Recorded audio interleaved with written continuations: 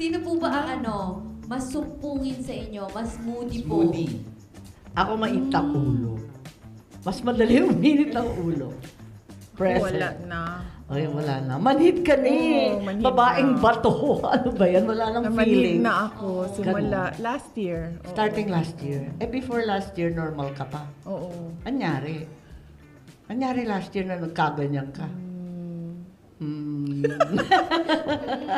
Ayun. Tatanungin po ba namin yung, magna-next question na po kami? Oo, next question. Parang Okay, next question. calcified na yung nerves. Public Nakaganon naman siya yung buhay lagi. ko eh.